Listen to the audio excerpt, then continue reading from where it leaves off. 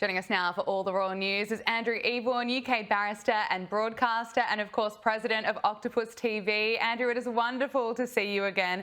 Let's start with our favourite. It's always a delight to see you, Gabriella. Let's start with Meghan Markle, everyone's favourite, of course. But it's interesting, less than 6 months after the world was finally given the chance to splash out on the perfect outfit, the Duchess of Sussex appears to have quietly closed her online-style storefront. So it was only in March that she launched her Shop My profile, and today the page is now blank. What's happened here? Which is extraordinary, isn't it? Meghan Markle's Marketplace Mystery. That's a new Netflix series. It's basically her My Shop front has disappeared. It used to have lots and lots of items. There they are listed. You can see those glorious things. I'm sure you've got most of those in your wardrobe, Gabriella.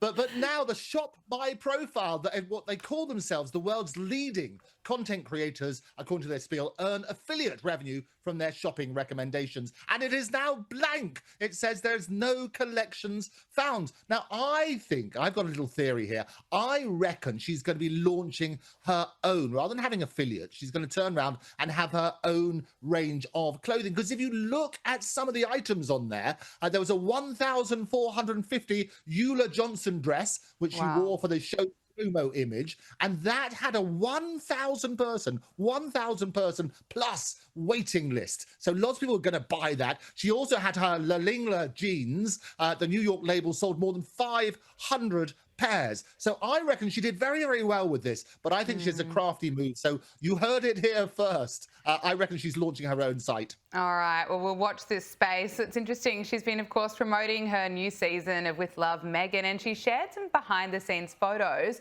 from filming of the second season, and she also uploaded photos of her children watching the show. Andrew, do we think the children really liked it? You know, no one else seemed to like this season. What do you think their thoughts were? Yes, those are the two viewers, aren't they? Archie 6 and Lilibet 4. I love it. There they are. You've seen the whole audience in one. I love it. It's got to be good. What it is, we always love the behind the scenes stuff. That's the really good thing. You don't really see the children's faces, but you see this shock of red hair just to prove it. They are Harry's, and that's his little remnants of him. But there's been scathing reviews. We talked about this last time I joined your wonderful program. Scathing reviews of this series. People have called it intolerable and boring. So what she's trying to do now is obviously get the children involved, get that sympathy vote, and people love seeing pictures of the children. And I think that's from that sort of point of view, from Instagram, the audience will lap it up. But that is the audience of two. That's absolutely correct. Look, let's talk about this story. I find this one fascinating, that a time capsule sealed by Princess Diana at Great Ormond Street Hospital in 1991 has been opened. Now, Andrew, what can you tell us? What did it reveal? Well, I can tell you what it reveals, and it's glorious. It's Australia should be celebrating because Australia's queen, Kylie Minogue, was featured prominently. And they had... I know, we love it, don't we? And there's other 90s relics. And what it was, Princess Diana, she was very, very connected. She was president of Great Ormond Street Hospital. And in 1991, basically, she put this time capsule in there. It was supposed to be kept for, I guess, 100 years, but they decided to open it now because obviously they're doing redevelopment there. Inside that capsule, they had, obviously, the Kylie Minogue CD, which I know is in your music collection. Of course. But they also had you've got to play it every day. I love it.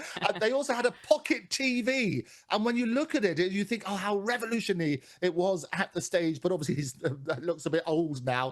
There was also other snapshots of 1990s life. They basically had all sorts of things. They had newspapers from that sort of side. They had a hologram of a snowflake, which at that stage was interesting. Now, we have a program over here called Blue Peter.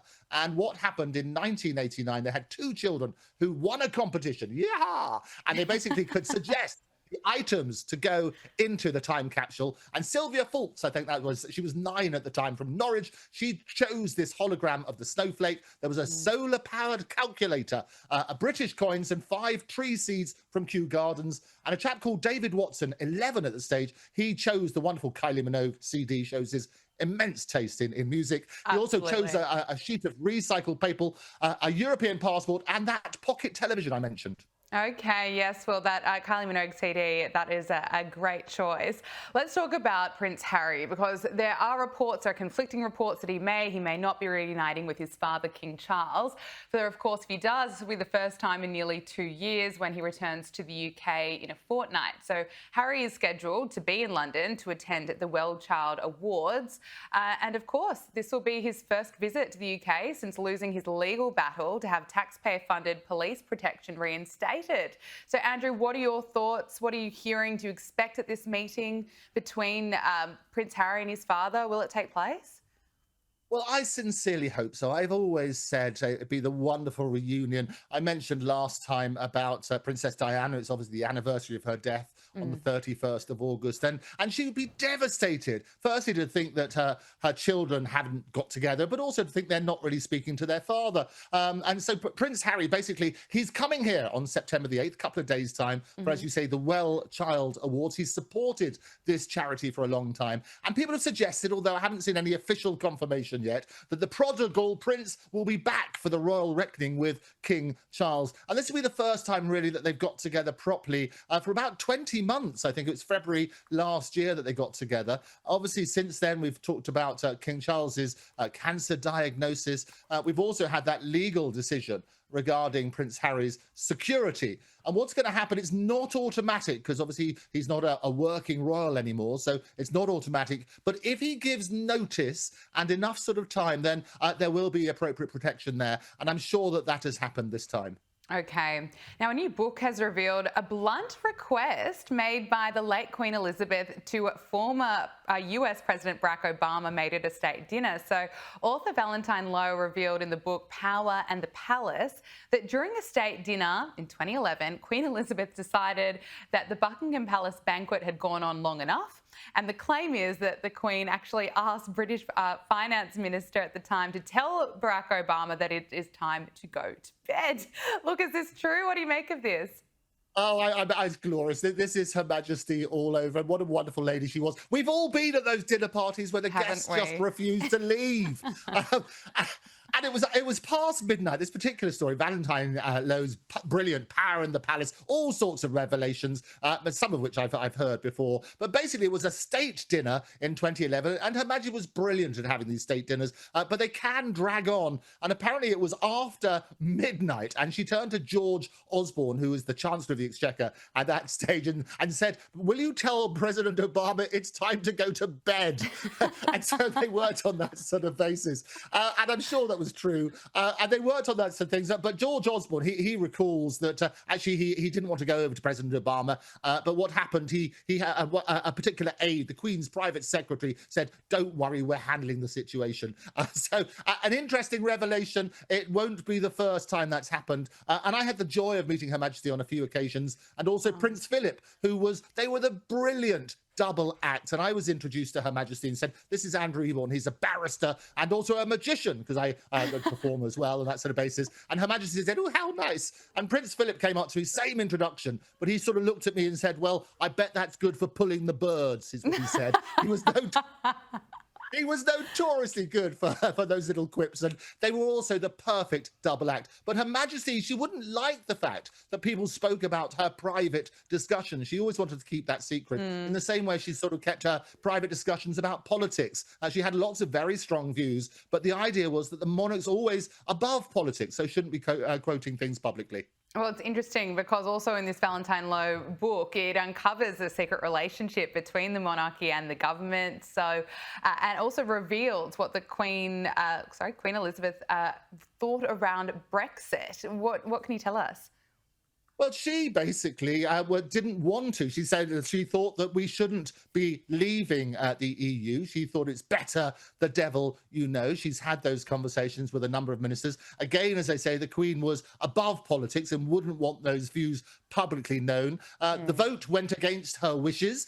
and we voted here in the UK for Brexit. And it's very interesting because in the Queen's speech, when they have basically at the opening of every parliament, they turn around and the Queen reads out, this is what my parliament's going to do. And obviously they had the relevant law to do with leaving the EU. What I loved about it, the wonderful optics, if you look back at the picture, during that particular speech, she wore a glorious floral blue hat with little yellow petals in it as well, which so resembled the EU flag that you could basically see these were her real views. And I think that wonderful sense of humour was coming through there. But she was definitely not for leaving the EU. That seems to be confirming the reports. Even though she didn't say it publicly, a lot of people turned around and reported that those were her views.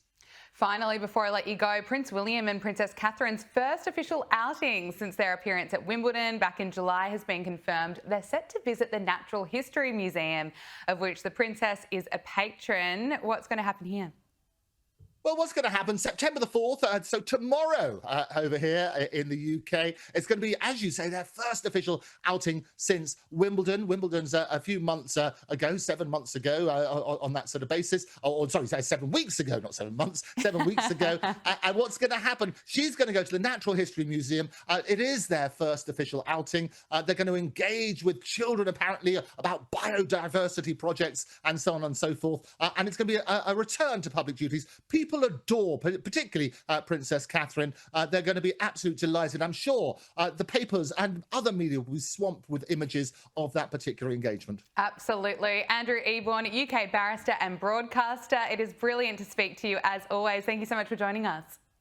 A real pleasure, Gabriella. Looking forward to the next time.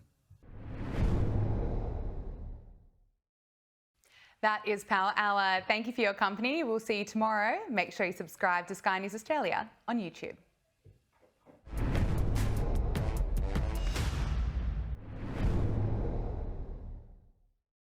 Joining us for all the royal news is Andrew Eborn, UK barrister and broadcaster and president of Octopus TV. Andrew, it is wonderful to see you again. Look, I wonder it's always a joy to see you, Gabriella. Thank you. I wonder how Meghan Markle is feeling today, because today was supposed to be her big day, the launch of her second season of With Love, Meghan on Netflix. But this may have been overshadowed by, of course, the biggest entertainment news of the year. Taylor Swift and Travis Kelce are engaged. Andrew, do we know how Meghan has reacted? Well, it is interesting, isn't it? After Taylor Swift was very swift indeed to basically trounce Meghan's announcement of her second series. And after 2 years of dating, the couple shared the exciting news through a joint post on Instagram on Tuesday, the 26th of August. You saw that. They had a massive antique sparkler, which I reckon was worth about $550,000, according to my sources. Wow. But Meghan, together with William and also Kate, they all put the like on the Taylor Swift Instagram post to say that they liked it, even though Meghan felt a bit sort of upstaged, I think. What's interesting, though, is the wonderful flowers, the garden where they got engaged. I think Meghan missed a trick because she's obsessed with these flower sprinklers. She could have turned around and launched the series and said, using the very Taylor Swift flowers coming to your season very, very soon. And for $240,000, you can get them delivered. There you go. Yes, you're right. Well, Meghan has been busy promoting With Love, Meghan Season 2 on Netflix. And here's the teaser that she posted to Instagram. What was that you just added? Flower sprinkles. I love them. Wow, that's the gayest I've seen in a long time. There it is, the flower sprinkles. But Andrew, the teasers are supposed to be... Gabriella. But the teasers are supposed to be the best bits, you know, the grabs that make you want to watch more and more, and that's what we get. Well, it is interesting. That's Queer Eye's Tan France, in case people didn't know. And as he said, look, what you just added, these flower sprinkles, I love them. Well, that's the gayest, and you bleeped out the word, I've seen for a long time. I've watched the series because I dedicate myself to your particular section on Sky. Thank you. You're doing the hard work for us. Oh, you know, the sacrifices I make for you, Gabriella. But I'll tell you what, those who loved the first series will love the second series. It's more of the same, with Meghan not even in her own home, mixing with people, her friends, some of whom she's never met. And they do strange things like little wonderful recipes which don't basically make sense to any real people, as well as doing tie-dyed scarves and things like that. It's basically another Meghan is what I would call it. Oh, no. The female flounder. And I was looking at the reviews they've had over here, and you've got basically the Telegraph. They say it's more tone deafness from the Montecito Marie Antoinette. They gave it 2 stars out of 5. Wow. Interesting, Harry remains conspicuously absent from the needy, if marginally less mad second series of With Love, Meghan. The Independent, however, the paper over here, was less generous. They gave it 1 star, and they said watching this is like being gaslit by a multi-millionaire. And it's exactly that, the sort of stuff they're making you wouldn't do at home. The poor mothers and fathers that were at home wanting to get the kids off to school are not going to spend hours and hours and hours chopping up little bits of fruit and sprinting them with these flowers. So it is quite extraordinary on that sort of basis. Yeah, it's interesting because I believe she shares even more details about her relationship with Prince Harry, and she asked her royal wedding chef to teach her how to cook. So in terms of being not very relatable, I mean, that says it all, doesn't it? What did you make of this part? Well, I know Claire Smith. I've been to her wonderful restaurant in Notting Hill. She's known to be the best female chef in the world. She's a 3 Michelin star chef. And yes, this is what Meghan's doing. She's getting all her mates and others who might help with the clickbait to come onto the show with her. And actually, Claire was very complimentary about Meghan's cooking skills. She said she's quite good at filleting. So we have a look at that sort of stuff. They did a wonderful fish to go with the flounder. And you have a look at that sort of side. But this is what it is. But some of the stuff they're making, the particular first episode, they make a homemade graham crackers m'ores with vanilla bean turmeric marshmallows. I know how much you love those, Gabriella. How did you know? Now, look, talk to us about Meghan Markle's lifestyle brand As Ever. It's been slammed as a mess by some royal fans. What's happened here? Well, it is interesting, and as you know, I got the spam jam from Deliverance over here. $14 a pot it was then, and the reason it was spam, it wasn't allowed to be called jam because it didn't have enough sugar-fruit ratio. So that sort of basis, it had to be called a spread. Well, she's done it again, and looking at the website, I pulled it up today. She's got some wonderful things like we've got what have we got? We've got some marmalade. Here we go. We've got the Montecito, the Napa Valley Rosé, which will set you back 90 quid. You can have some marmalade for $9, or if you wanted a keepsake pot, you can get that for $14, and so on and so forth. So it is this whole sort of stuff again where she's got this range of stuff. If people want to do it, then certainly that's the way to have a look. But it's that weird sort of thing that you might remember last time. It was the raspberry and strawberry spreads, but because they contain sugar, they're labeled spreads rather than jam. So it's going to be interesting to see what she does with this. But if you want to get those flour sprinklers, and I know what I'm going to get you for your birthday, they will set you back $15.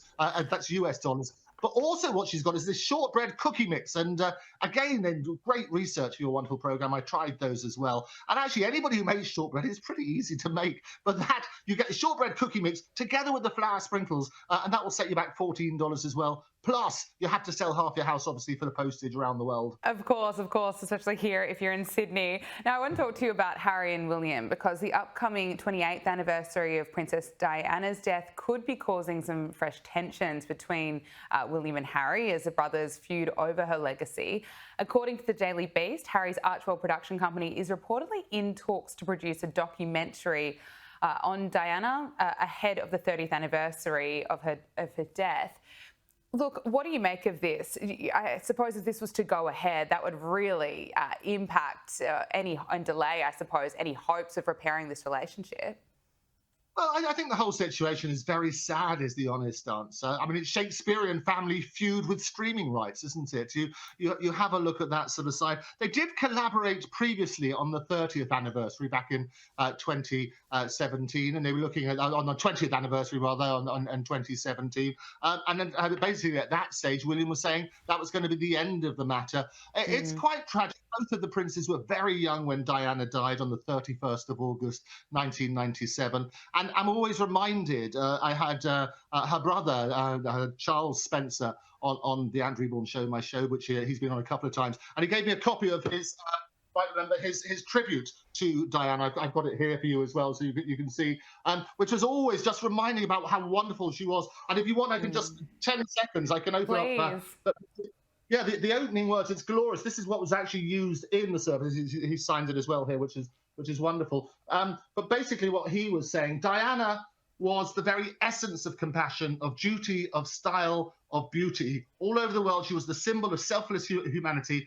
a standard bearer for the rights of the truly downtrodden, a very British girls whose interest transcended nationality. I mean, and that's the truth of the matter. And she would be devastated, absolutely devastated, to think that her sons are warring in this way. And I, for one, I very much hope they can reconcile. Doing competing documentaries about Diana is not going to be the way to do it. They should collaborate. And you might remember they got together with the unveiling fairly recently of the statue of Diana. They didn't seem to speak to each other, but they certainly got together for that sort of side. But as I say, it's like a Shakespearean family feud with streaming rights. You're right, Andrew Eborn, thank you so much for all your hard work and bringing us so much here on Power Hour. It was wonderful to speak to you. We'll speak to you again soon. Looking forward to it. Thanks a lot, Gabriella.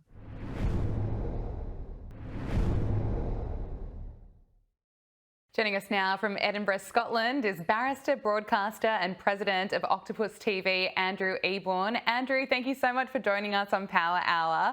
Prince William and Princess Catherine are set to move into their forever home by the end of the year following renovations, but they've broken with tradition in a move to set and save taxpayers millions of dollars. What more can you tell us about the move from Adelaide Cottage to the much larger Forest Lodge in Windsor Great Park?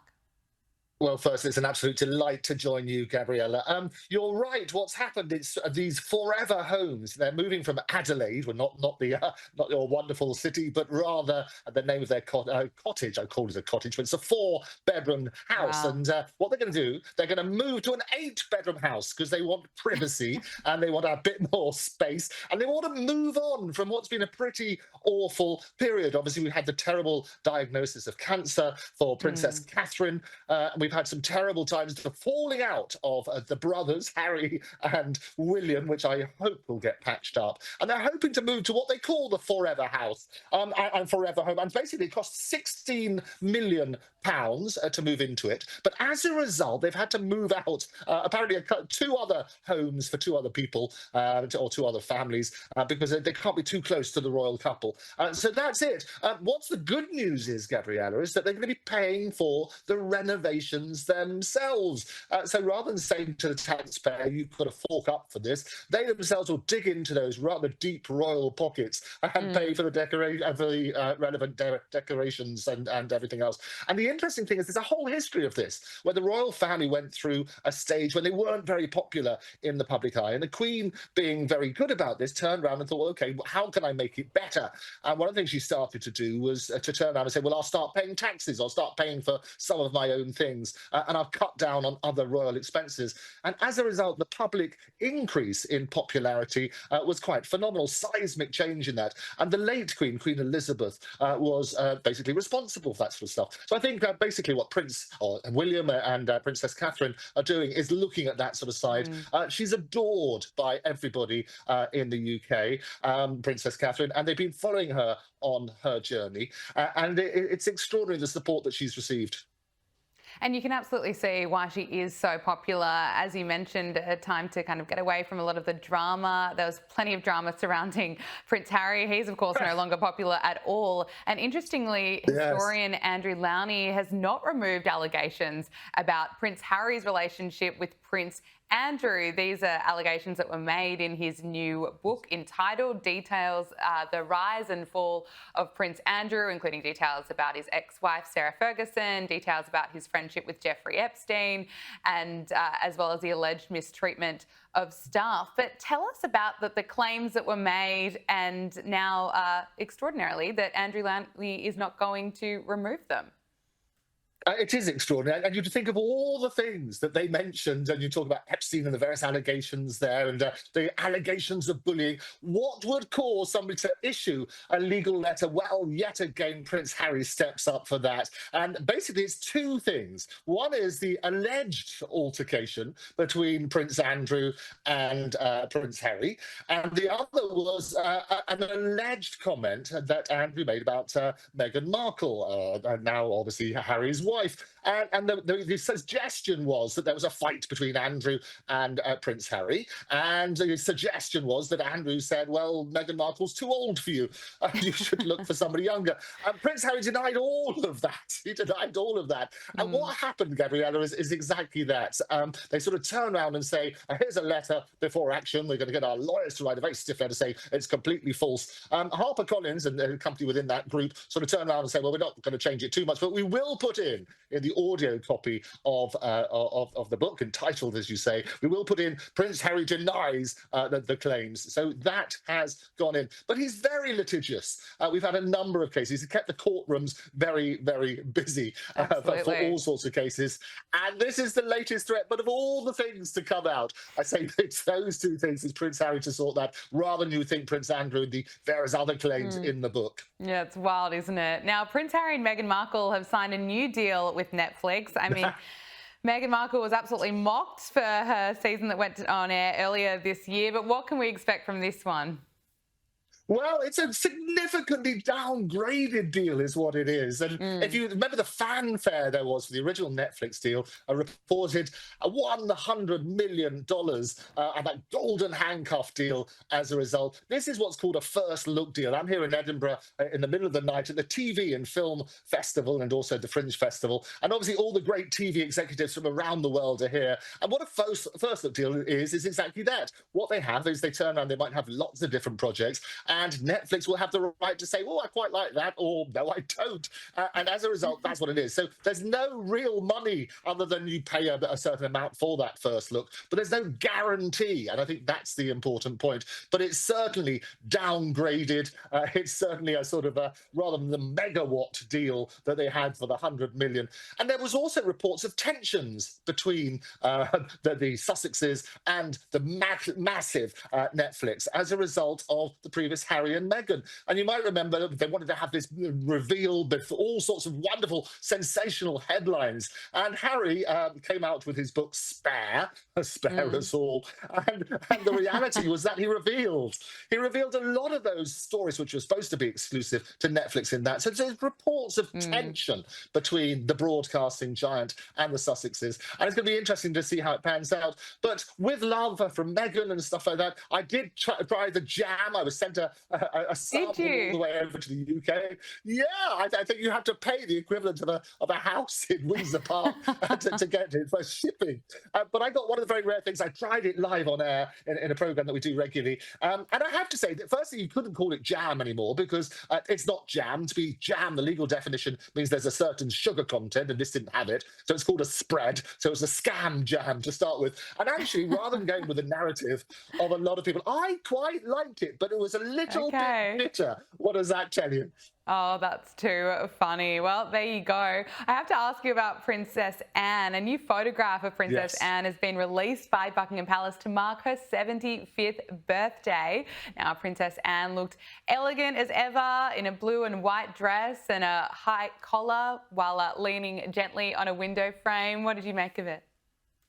I love Princess Anne. Lots of people do. She's often said to be the hardest working royal because she gets out there and do things. I've had a joy of working with a lot of Olympics. Went to the Beijing game in 2008, and also there in 2012 in London, various other ones. And she's brilliant. She is absolutely brilliant at going to meet the people, but she's very down to earth. She doesn't like all the faff and kerfuffle of royalty, so she wouldn't normally tell people. And what I love about the inside report, there's always an insider, isn't there? What I love about the inside report is that she will only tell people and celebrate if it's like a zero. So if she's 80 or 70 or 60 or 50, then she'll celebrate that. But the fact she's only 75, she wanted to keep it secret. And so she wouldn't meet with certain people in case they asked her, how are you going to celebrate your 75th?